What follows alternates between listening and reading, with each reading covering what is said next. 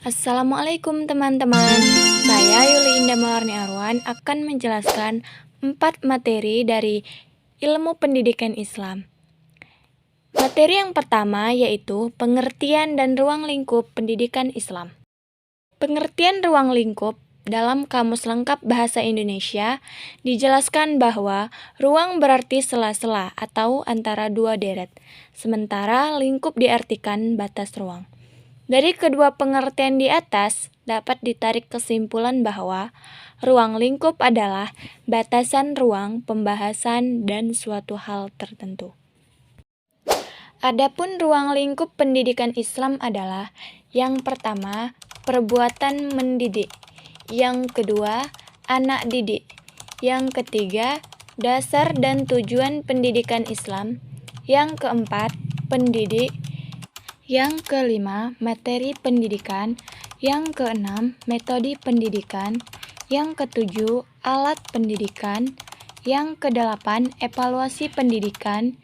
Yang kesembilan, lingkungan pendidikan. Materi yang kedua, pendidikan Islam pada masa Rasulullah. Pada zaman Rasulullah SAW, pendidikan Islam dilaksanakan pada 2 periode, yaitu periode Makkah dan periode Madinah. Periode Makkah sebagai fase awal pembinaan pendidikan Islam dan berpusat di Makkah. Sedangkan periode Madinah sebagai fase lanjutan pembinaan pendidikan Islam sekaligus sebagai pusat kegiatannya. Dalam pelaksanaan pendidikan Islam di Mekah, ada beberapa tahap yang dilalui. Tahap yang pertama yaitu pendidikan perorangan yang dilakukan secara rahasia. Tahap yang kedua yaitu menyeru dan mengajak Bani Abdul Muthalib ke dalam Islam. Tahap yang ketiga, seruan dan ajakan umum. Dalam pelaksanaan pendidikan Islam di Madinah, tujuan pendidikan Rasulullah pada periode ini adalah pendidikan pribadi kader Islam yang diarahkan untuk membina aspek-aspek kemanusiaan dalam mengelola dan menjaga kesejahteraan alam semesta. Dengan kata lainnya, periode Madinah adalah periode spesialisasi pendidikan Rasulullah dalam beberapa bidang yang diperlukan untuk membangun peradaban baru dunia yang berdasarkan pada wahyu. Materi yang ketiga, pengertian asas-asas pendidikan.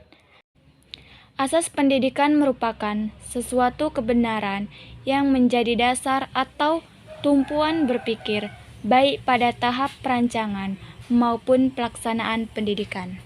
Di antara berbagai asas tersebut, 3 buah asas akan dikaji lebih lanjut dalam paparan ini.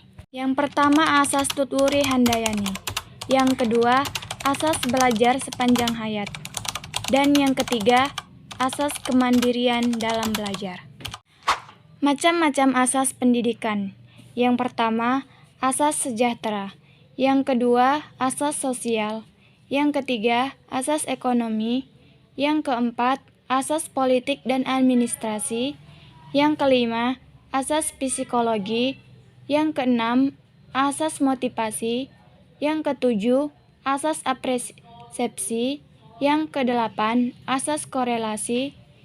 Yang kesembilan, asas evaluasi. Yang kesepuluh, asas globalisasi. Yang kesebelas, asas pusat-pusat minat. Dan yang kedua-belas, asas keteladanan. Materi yang keempat, batas-batas dan alat pendidikan umum dan pendidikan Islam. Pengertian batas pendidikan. Batas ialah suatu yang menjadi hijab atau ruang lingkup awal dan akhir, berarti memiliki permulaan dan akhir. Sedangkan pendidikan adalah pengaktualisasian fitrah insaniah yang manusiawi dan potensial, agar manusia dapat menyesuaikan dirinya dengan lingkungannya, atau individual, sosial, dan religius. Jenis dan alat pendidikan. Yang pertama, alat pendidikan positif dan negatif. Yang kedua, alat pendidikan preventif dan korektif. Yang ketiga, alat pendidikan yang menyenangkan dan yang tidak menyenangkan. Itulah 4 materi dari ilmu pendidikan Islam. Terima kasih. Assalamualaikum warahmatullahi wabarakatuh.